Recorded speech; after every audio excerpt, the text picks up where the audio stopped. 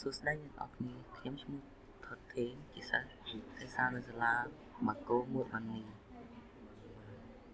ថ្ងៃនេះខ្ញុំចង់បង្ហាញពីការចូលទៅកាន់ Google Slide ជាដំបូងយើងចុចលើ browser បាទចឹងហើយយើងចុចលើទីនេះដើម្បីសរសេរ Google ដើម្បី sign in ជាW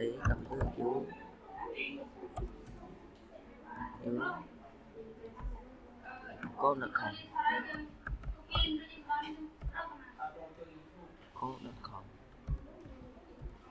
បាទហើយយើងចូលទៅព្រោះនេះដើម្បី sign in Google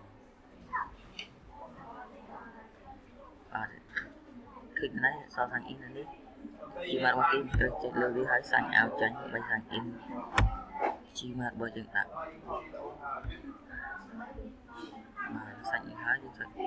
sign out រួចហើយចុចនេះដើម្បី sign in say Google របស់យើងជាមករបស់យើងបាទនេះយើងត្រូវសេនៅទីនេះជាមករបស់យើងយើងដាក់ជាមករបស់ខ្ញុំបានហើយបានមួយដល់យើងសេសិនយើងតោះហើយយើងបានវីដេអូណាយើងបានវីដេអូយើងទេតាមបាទទេតាមមកយើងមើលកន្លែងនេះ upload to YouTube យើងចេញលើវាមកចេញចេះណានេះសាក់សាក់នេះហើយនេះចេញចេះខ្ញុំនឹងចាំភ្លេង upload ចូលមកទីយើងចូលទៅកាន់ browser ណាបាទមើលទីយើងសេះហើយនេះ add account YouTube មួយដល់ដល់ហើយនេះឲ្យយើងលើកជីមែនវាលេខកូដរបស់យើងតែយើង login ហើយអត់អីទេតែ login ទេទី account ទៅចូល account នេះបាទដល់មកយើងសាញ់មកដល់ទីនេះហើយគឺឈ្មោះរបស់យើងនេះហើយចូលលើបបនេះដើម្បី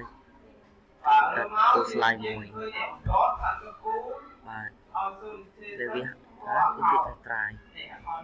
បាទដល់ទីនេះចង់កាត់ slide នេះទៅលើវាថា new ទៅ new ហើយចេញមកហើយនេះចូលទៅកាន់ Google Slide បាទសូមអរគុណច្រើនការរៀនជាមួយខ្ញុំការចូលទៅកាន់ Google Slide សូមអរគុណ